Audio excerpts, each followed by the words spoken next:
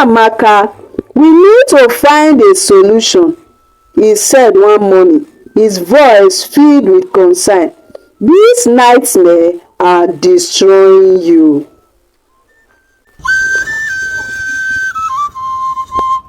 Girl, I have succeeded in turning my son against me.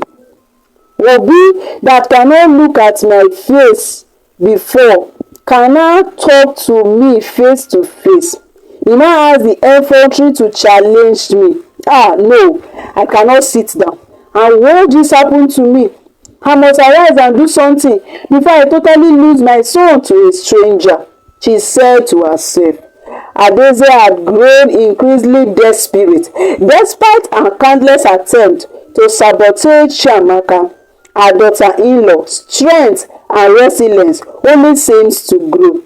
Adaeze had heard whisper of a powerful native doctor in a village nearby, one who was reputed to have charms that could beg fate itself. One stormy evening, she made the journey, her heart hardened with malice. The native doctor shrine was an airy place filled with strange artifacts and overpowering smell of incense. Adaeze's determination overshadowed her fear, and she explained her need. Good evening, Baba. Good evening, my daughter. What brought you here? Please, Baba, I need your help. Another woman is about to take my son away from me, and I want you to help me to stop her. What exactly do you want me to do for you?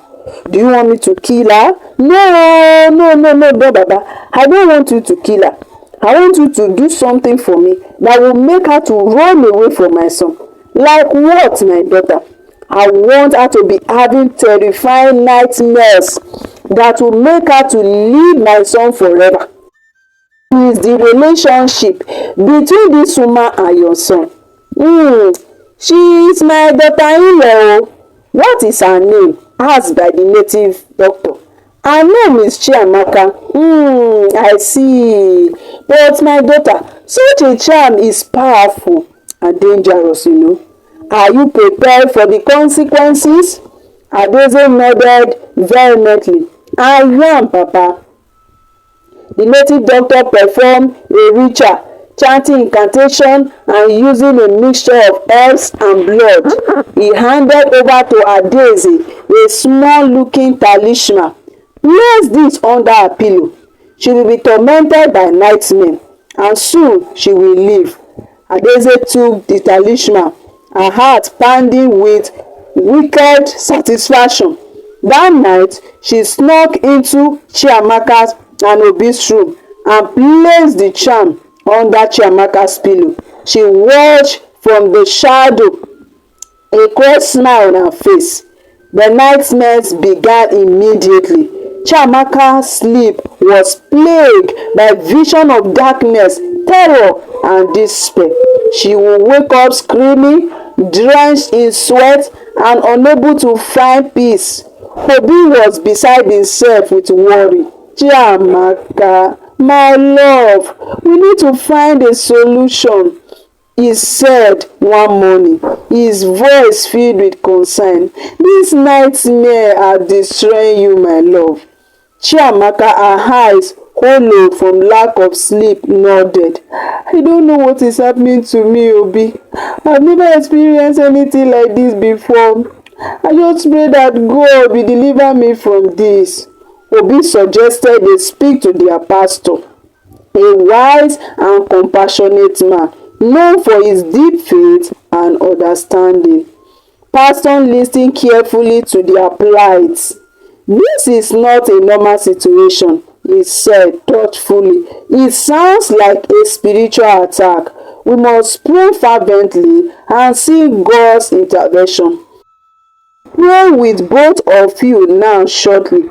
But I want you to know one thing, that with your agreement and prayers as husband and wife, you can put a stop to this evil.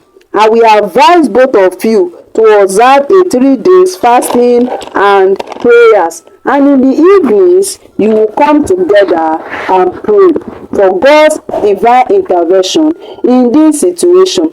The next day, they started the fasting and prayers, and every evening they will come together and pray together. On the last day of the prayer and fasting, Chiamaka and Obinna together and pray powerfully with all their heart, asking for God's divine protection and intervention and the breaking of any evil forces at work.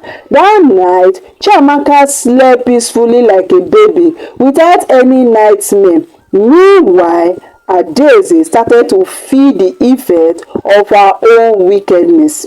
The charm power was rebounding with her. She began having nightmares. She will wake up screaming, haunted by vision of her own evil deed. Her health began to deteriorate. She grew weak and frail. One night, as Obi and Chiamaka were sleeping, they heard Adaeze scream and they rushed to her room. Mama, Mama, what is happening? Why are you screaming? Immediately she saw them, she bursted into tears and fainted, and they rushed her to the hospital that night. On getting to the hospital, she was diagnosed of high BP and she needed blood transfusion immediately. The doctor on duty that night said to Obi, "Dr. Obi, this woman you brought here needed immediate transfusion of blood, and the blood type is not available in our laboratory. What do we do now? By the way, who is she to you?" the doctor asked. "She is my mother," Obi responded. "Oh, so sorry for that." Chiamaka looked at Obi and said, "I can donate for her, my love. You know that I am a general donor. Can you do this for my mother, my love?" "Yes, I can. Thank you so much. I love you."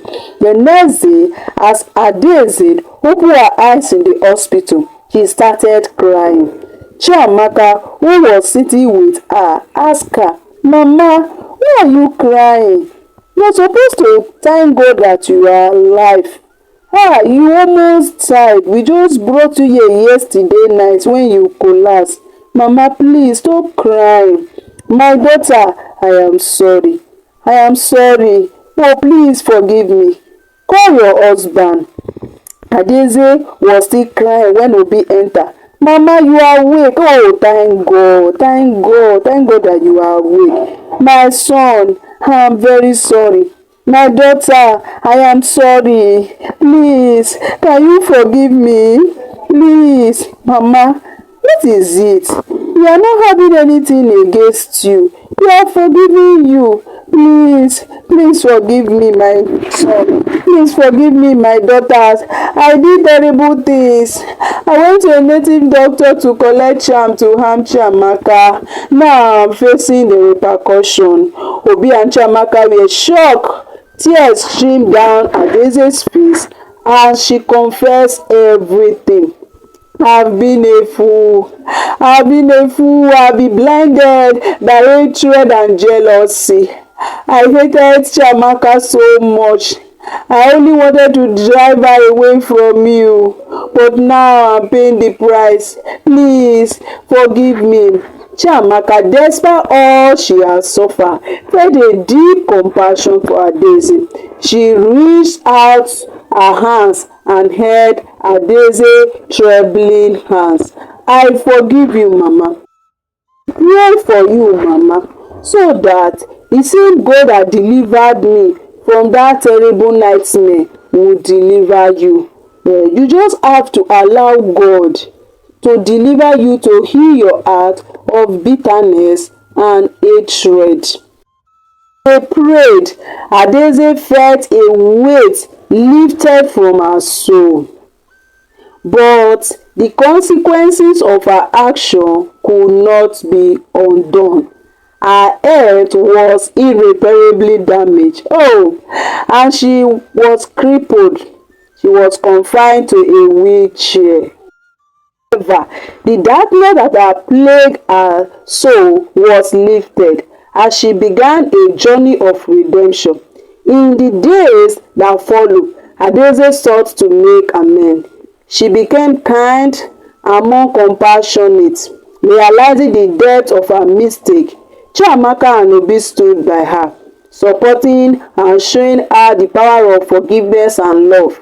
The woman who was once consumed by hatred was now a symbol of redemption. Chiamaka loyalty and kindness has not only saved her own life but has also brought healing to a broken family. Through their prayers and unwavering faith, Obi and Chiamaka overcome that sought to destroy them. Their story becomes testament to the power of forgiveness, love, and triumph of good over evil. Though Adaeze, confined to a wheelchair, found peace in her heart. This story is a reminder that even in the face of great wickedness, the light of love and forgiveness can prevail.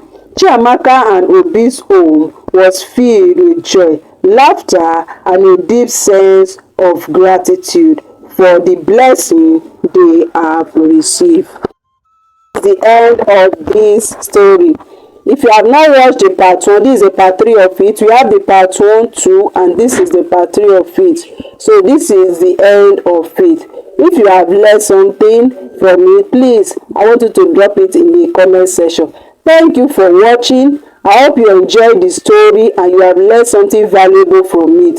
So if you love the story, give it a thumbs up, share it with your friends and family, and please don't forget to subscribe to this channel, Africa Tales by Oshoke, for more captivating story from across Africa. Please leave a comment about what you thought of the story. Share where you are watching from.